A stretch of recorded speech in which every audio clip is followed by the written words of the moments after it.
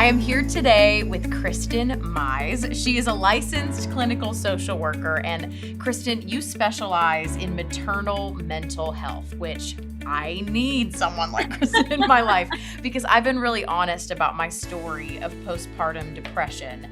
And so I wanted to talk to a professional because so many women deal with this, and mine is just one unique story. So I wanted to know from you, what made you passionate about going into maternal mental health?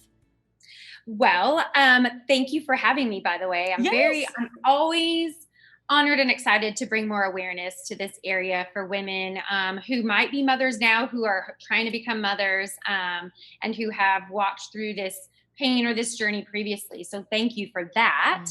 Mhm. And yes, so my passion and my purpose really lies in spreading awareness about perinatal mood and anxiety disorders.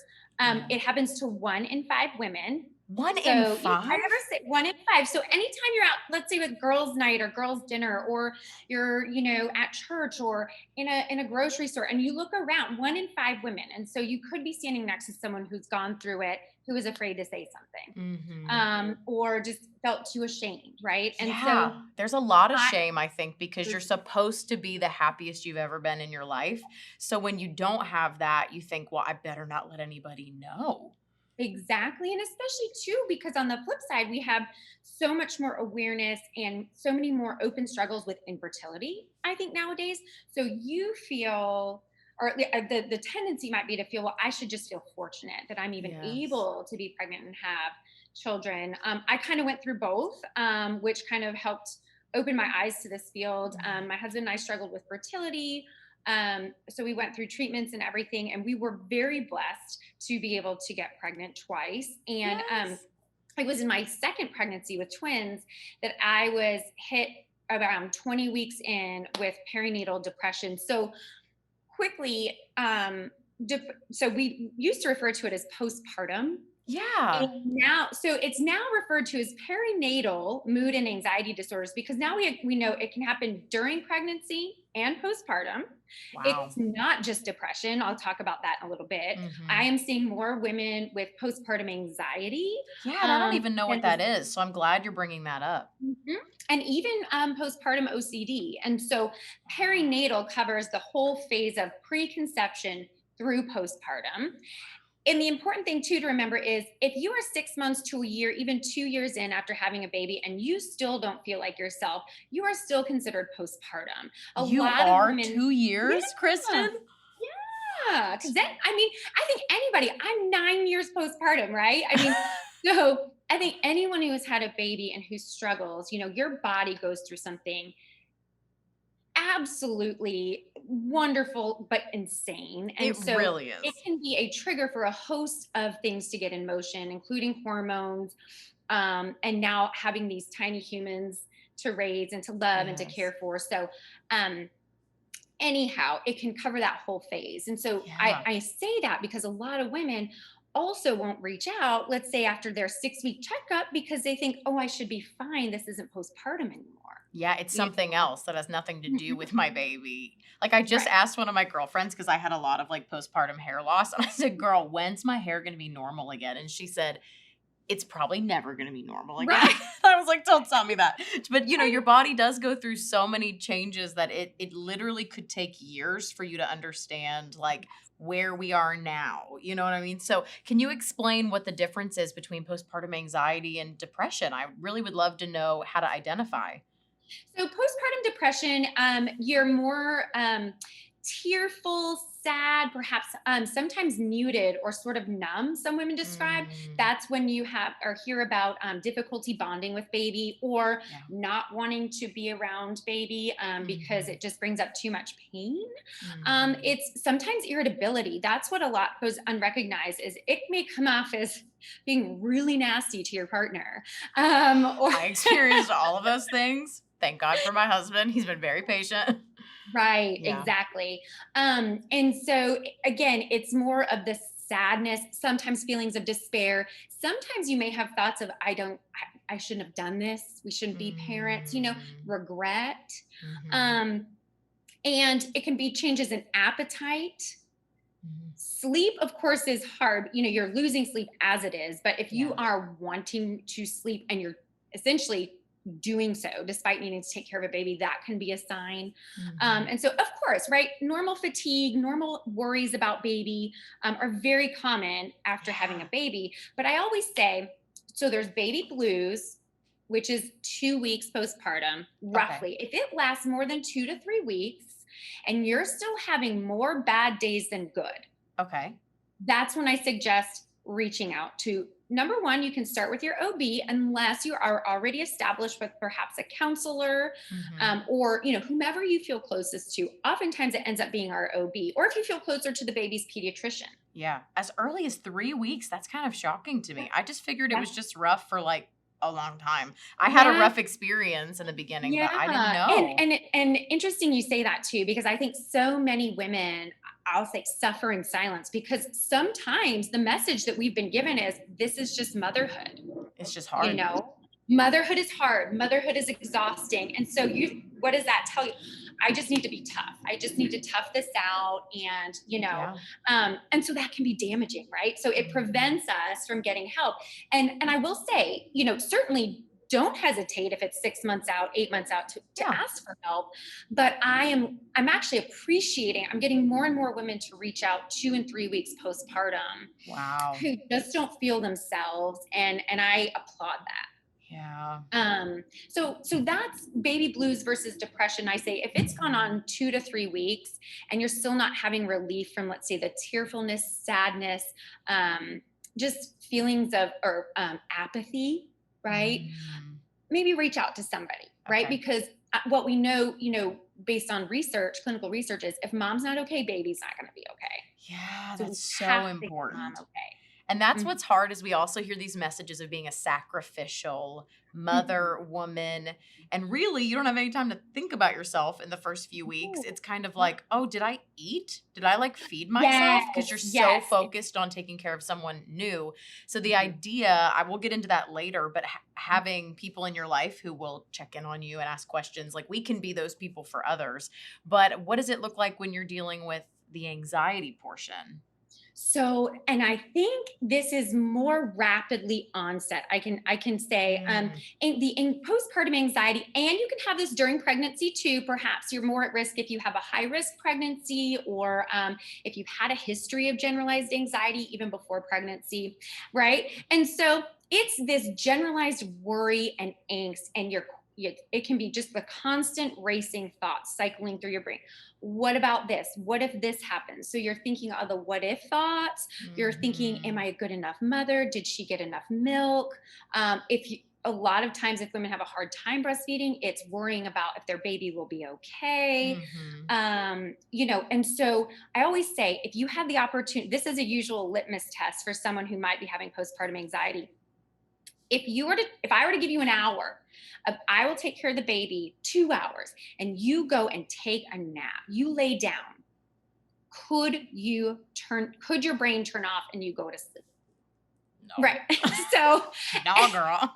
You'd right. be so And tired, you would think so, but it's hard to you would turn your brain think off. so. But if the list keeps running through and they can be worried, there's, anxiety about baby's health, your family's health. Now that we Mhm. have this, person to love and protect, the stakes feels that much higher. Mhm. Um, and so it can run the gamut of things that you're worrying Mhm. about. But that's kind of when I say, okay, if you can't turn it off for you to Yeah. get necessary sleep, and also what's accompanied with that is physical sensations of anxiety, Yeah. tightness in your chest, rapid heartbeat, Mhm. tenseness in your shoulders, stomach aches. Yeah. A lot of times in women and mothers, our arms feel numb sometimes. I don't know if it's holding a baby all the time, but you can even have numbness and tingling Mhm. as physical manifestations of anxiety. And Which so it is so again, hard to I say, identify this because your body's healing from birth, and so a lot of not I mean, I felt terrible for, like, a week, but it was probably a Mhm. mix of all these things. I'd never had a baby before. I said, "I guess you just feel terrible after you have a baby," but I think some of it was the symptoms you're talking about. Right, right. And again, that may subside over time, but if it does not, and you are losing sleep, because what we know is lack of sleep and fatigue and lack of things like good nutrition for us Mhm. can increase or exacerbate symptoms of anxiety or depression. Mhm. And so, Absolutely. of course, we want to sleep, but we can't. And that just can make it feel that much worse. Yeah, and there's so much shame that I feel like is associated, even though we try to normalize it, we try to have conversations like this. And even as someone who had dealt with some depression and anxiety prior to becoming a mom, I Hmm. still did not want the label. I thought, I want to, in my own mind, like beat this. I don't want to deal with it because there's a lot that comes along with it. And I don't want to be the mom who had postpartum depression. And I was just like afraid of it. And so I think I fought getting help maybe longer than I should have. And so, what would you say to a mom who feels that way, or to like previous me, if you could talk to me before I sought help? Sure, sure. It is so, I would say, what advice would you give your best friend, right? Mm, If you knew your best friend was struggling in the way that you were feeling, what would you tell, presumably her, or what would you mhm. tell a future daughter of yours if you saw this person Yeah. that you love so much hurting and Mhm. struggling? And I will definitely say, I too kind of fought. Again, and I'm a therapist. I should know this stuff, but I was like, I should know how to get out of this, right? Yeah. But I always say, um, it can always get better, and you are not alone. You're not alone. That's the thing. Mhm. As I said, 1 in 5 have a diagnosable postpartum mood disorder, but yet that's Wow. all we know about. Those aren't the people that aren't coming up and saying, "Hey, I'm struggling." Yeah. You know. Yeah, and since so many go undiagnosed, let's take Mhm. on the role of a friend and maybe like a sister and someone has had a baby. That's all you know is they've had a Yep. baby. What are Mhm. good questions to ask and what's a non-offensive way to check on people? Because if it Yes. wasn't for some girlfriends asking some hard questions, I think it would have taken me longer to seek help. Yeah, absolutely. I love that because I just had a client who just had her second baby. And first thing, she held the baby. We were doing a Zoom session and I went straight to her. I mean, the baby was beautiful, adorable. But I said, "How are you? Mhm. How are you? Are Mhm. you getting sleep when you can?" That's a good And question. I do ask, and this is me personally, but also professionally, how is feeding going? Because one of the biggest triggers that I see for shame and depression and anxiety is difficulty or even inability to breastfeed. Yeah, that was my story. Right. And so, I, I always say fed is best and we need you to be okay. Yeah. Right. And if you're not okay during these feedings, then baby's not going to be okay. Mhm. Right. And so I really just hone right in, how are you doing? And not just Okay. here's something else that's really important. I think it's so easy to say, well, oh my God, baby's so cute. If you ever want me to come over and hold her, I will. 10 times, 9 times out of 10, that friend isn't going to say, hey, can you come over and hold this baby so I can Yeah. sleep? Yeah. Right. I We just have a could hard time not. asking for help Yeah. as women, Yeah. culturally speaking here. And so I like to say, what can I do to help you? Can I bring you a meal? Ask more specific, do you want me to throw in a load of laundry before I leave? Mhm. Do you want me to set up a meal train? Honestly, Yeah. because what person would do that for? I think it would take a lot, and I applaud the person who would, but I would think it'd be very hard for, let's say I'm about to have a baby, for me to say, I'm going to set up my own meal train. We just don't tend to do that, Mm-mm. right? But Mm-mm. we need to eat. Yes. And that's the last thing on your mind in those first Yeah. few weeks, girl. Or, what can I order from Uber Eats and have it sent to you? Mhm. Like, kind of be more specific. And Yeah. I think, when can I call you where you have a second where I can check in on you? Yes.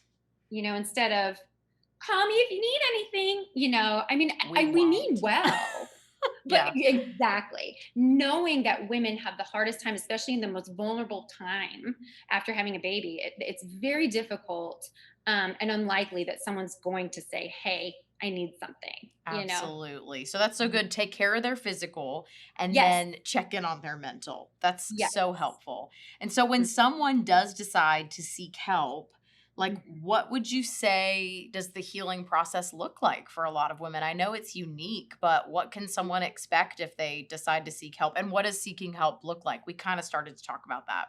Sure. So I think, right, whoever, you are in most or closest contact with, from the medical perspective, if you don't already have somebody for your Mhm. mental health, I would say start there. You do fill out the form at your 6-week checkup. Yeah. You know, I hear oftentimes that doctors are just kind of, they're not as intentional with that scale for postpartum Mhm. depression or anxiety. And and you could feel really not so great before that 6-week checkup, and you Yeah. don't have to wait until then, Yeah, I right? waited and I was grateful my doctor got the ball rolling on helping me. Hmm. Mhm. I know, right? And I sought support from my high risk, my perinatalogist, and she was a godsend. Yeah.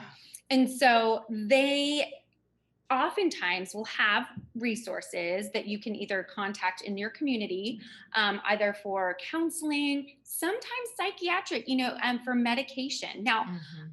an asterisk on medication, or just at a moment on education. Some doctors will just say, let me give you some Zoloft, that'll take care of it. And that's not what everybody's looking for right away. That can Mhm. be helpful because we Mhm. are biochemically talking about a change in our brains, right? Yeah, If like we a do huge suffer change. from true anxiety, depression, or OCD. However, some people do not want that to be their first line of defense. Mhm. And so, counseling, working with a therapist, Yeah. what the healing process looks like, I think first and foremost is just, acknowledging and accepting, that we're not okay, and that's okay. That's the hardest part. That's the biggest hump to get It over, I would is. say. And sort of and reducing the shame, I think, that is so embedded in this. And the way to do that is through Mhm. so much self-compassion, work on self-compassion. Mhm. And also, so there's different techniques. I use cognitive behavioral therapy, which works on our Okay. thoughts, Yeah. helps us reframe our thoughts. And I do a Mhm. lot of mindfulness work too with my clients. So Mhm. trying to be present and calm in the moment, Yes. because so much about depression or anxiety is about racing forward and trying to predict and plan and Mhm. control the future. You're not in the moment. You're like 5 minutes ahead, Totally. 5 days ahead. Yeah. Sorry. And it just doesn't That's okay. feel, I'm sorry, she's my guard dog. It just doesn't feel, um and then months go by and we're like, what just happened, because we're disconnected. Yes. And so, yeah, it's just, I think the biggest thing is to be kind to yourself. Give yourself Mhm. so much grace. And I always say, what would you say to your best friend? Because you wouldn't talk to your best friend the way you're talking to yourself, Mm-mm. saying Nope. that. You wouldn't Right. keep your friends. That's for sure. Right, Yeah. right. So, and time varies for everybody. I have Mhm. clients who I see for 2 months. I have clients who I see Yeah. for months to years. But Yeah. that's, it all depends, and it's individually, Mhm. it's all individual. Yeah, because 'cause it's been a year and I'm still seeing my counselor and still working on, because some of it's, patterns that you're trying to change a pattern in your mind. And so Yeah. as we're closing up, I wanted to ask you, what are some thought patterns to be aware of and look out for that, like, when you maybe hear this line or this line of thinking, that some red alerts would go off in our brains and go, "This isn't healthy. I need to do something about this." So I will say, certainly, and this may be a trigger warning, but certainly, if you are having thoughts that you would rather not be here, that is Mhm. definitely, do not pass go. Call your doctor. Mhm. Tell someone you know and trust. Yeah. Okay. Oftentimes, they're just thoughts because it feels so desperate what we're feeling, Mhm, and and it you feel doesn't trapped. necessarily. Right. And it doesn't necessarily mean that, it's understood that you want to act on those thoughts, but that Mhm, tells me you're in a really bad place and you deserve help. Right. mhm, absolutely. And it's available. And sometimes that comes with depression, and even anxiety, because it's so exhausting. Right. Mhm, Sometimes our worries are so much that we often think that people might be better without us because we're just so caught in our own head.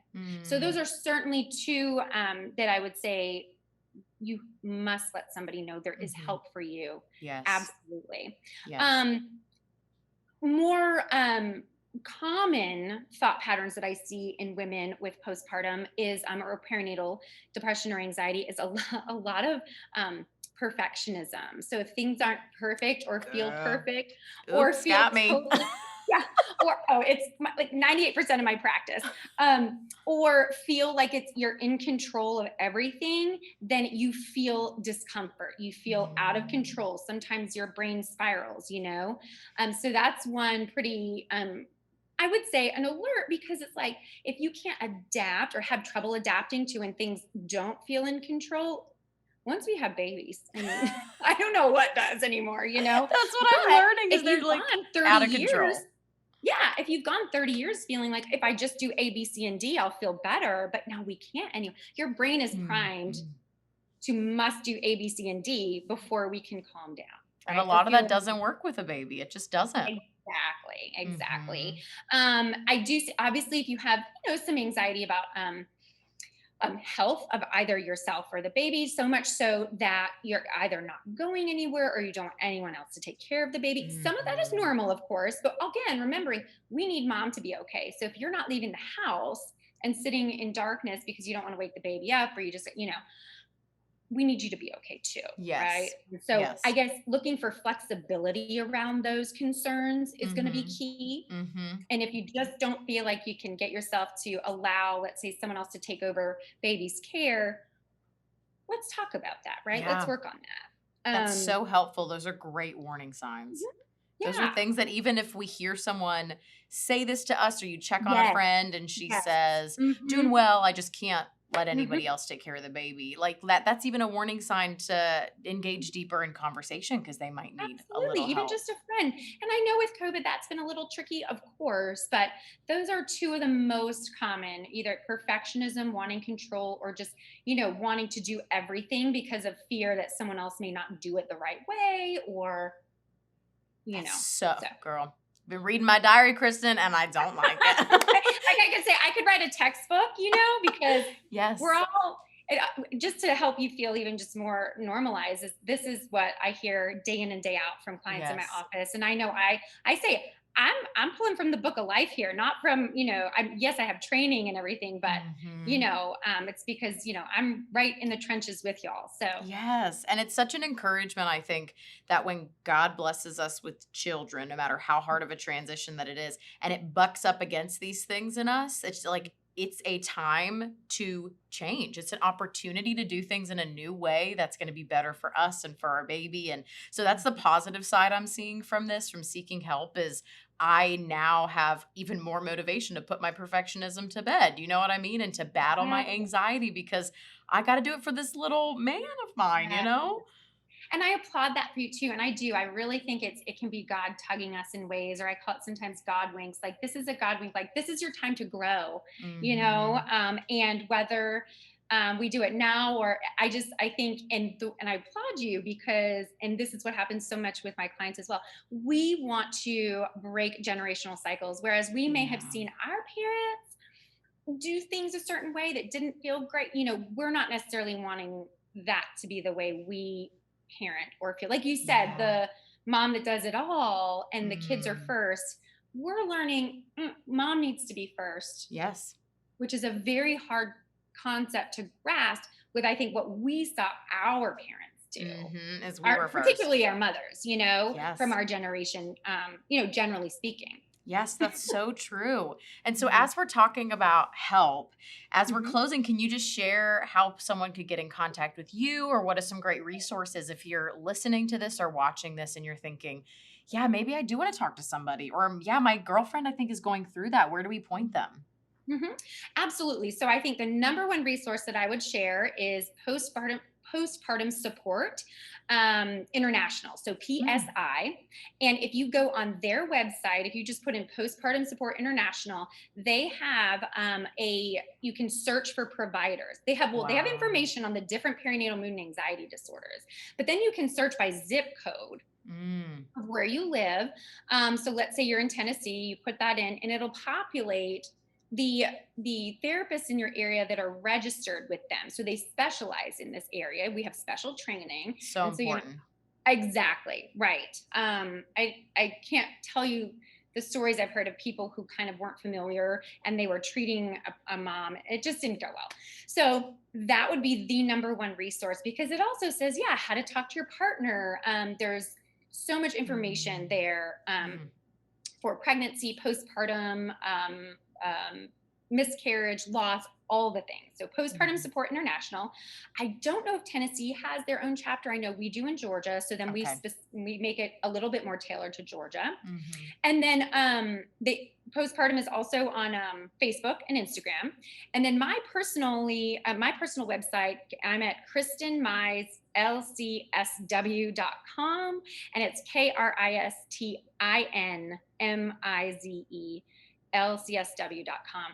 I also have a page of other resources. So there's other links that they can click on too. So, but that has all the information about my services. I speak to groups as well. I do public speaking, conferences. That's how I found Kristin. I was listening with a group of moms and I was like, I need this. My friends need this. I love it. I'm so glad. And this is why I do it, because if one person from one group can hear, et cetera, then the word gets out faster. So, and then on Instagram, I provide, helpful hints, resources, but also real life mom stuff. I'm at Good Vibe Mom Tribe on Instagram. So that's Vibe Mom Tribe. I love that. Because, it's not toxically positive, but I want to send out good vibes. But, I'm very into, your vibe attracts your tribe. And in motherhood, we just need that support. We need positivity. And encouragement. We need real, Yes, and that's kind of what I aim to put out there on that account. So. We need that, Kristin. Thank you for joining us for this time and sharing with us so we can get real about our struggles and hopefully help ourselves and help each other. So thank you. Absolutely. Thank you so much.